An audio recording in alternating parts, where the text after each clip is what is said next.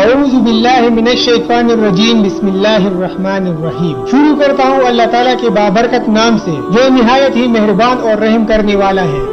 معزز ناظرین، آپ دیکھ رہے ہیں یوٹیوب چینل اصلی دنیا، اور ہمارا آج کا ٹاپک ہے حضرت سلیمان علیہ السلام کے بارے میں۔ حضرت سلیمان علیہ السلام اللہ کے نبی حضرت داؤد علیہ السلام کے بیٹے تھے۔ آپ بنی اسرائیل سے تعلق رکھتے تھے اور اپنے والد حضرت داؤد علیہ السلام کے بعد عنان حکومت سنبھال کر بنی اسرائیل کے بادشاہ بنے۔ آپ اللہ تعالیٰ کی سچے پیغمبر اور انصاف پرور بادشاہ تھے۔ چرند پرند اور جنات وغیرہ سب ان کی تابعی فرمان تھے۔ اللہ تعالیٰ نے حضرت سلیمان علیہ السلام کو جتنا وسیع ملک عطا کیا ایسا کسی جن و بشر کو نہیں دیا۔ اس کے باوجود حضرت سلیمان علیہ السلام میں ذرا بھر بھی تکبر نہ تھا۔ وہ اپنے اخراجات کے لیے شاہی خزانے سے ایک پیسہ تک نہ لیتے تھے اور اپنے ہاتھ سے زنبیل سی کر اسے فروخت کر کے گزرے اوقات کیا کرتے تھے۔ کھانے کے لیے وہ اپنے ہاتھوں سے جو پیس کر آٹا بناتے اور اس کی روٹی پکا کر کھاتے۔ آپ اکثر روزہ رکھتے تھے اور ہر شام بیت المقدس میں جا کر غریبوں اور روزہ داروں کے ساتھ روزہ افطار کرتے تھے۔ معزز ناظرین، حضرت سلیمان علیہ السلام کے بادشاہ بننے کے بعد حضرت سلیمان علیہ السلام نے ایک عالیشان اور پرتکلف مکان بنایا جس کا رقبہ 36 کوس تھا۔ اس مکان کو سونے چاندی کی اینٹوں سے بنایا گیا تھا جس کی دیواروں اور چھتوں پر یاقوت اور زمرد جڑے ہوئے تھے۔ پھر اس مکان کے اندر آپ نے اپنے لیے ایک شاندار تخت بنوایا جس کی لمبائی 3 کوس تھی۔ سارا تخت ہاتھی دان سے بنایا گیا تھا جو لال، فیروزہ اور زمرد جیسے پتھروں سے مرصع تھا، اور اس کے چاروں طرف سونے کی اینٹیں لگی ہوئی تھی۔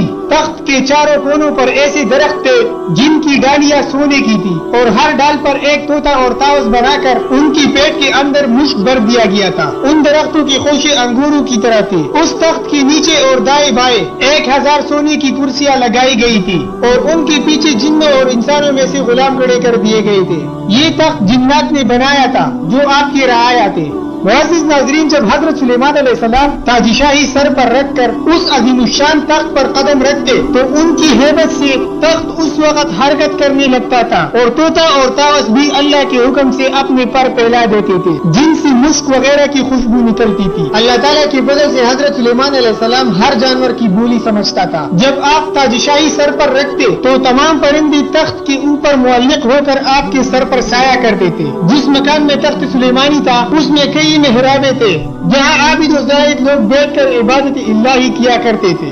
حضرت سلیمان علیہ السلام ہمیشہ اللہ تعالیٰ کی ان نعمتوں کا شکر ادا کرتے تھے اور ہر وقت اللہ تعالیٰ سے مناجات کرتے رہتے تھے، اور آپ اللہ کے حضور عاجزی سے یہ دعا کرتے تھے: اے میرے رب، میں درویشوں کے ساتھ بھی شامل ہوں اور بادشاہوں کے ساتھ بھی، صرف یہی نہیں، میں پیغمبروں میں سے بھی ایک پیغمبر ہوں۔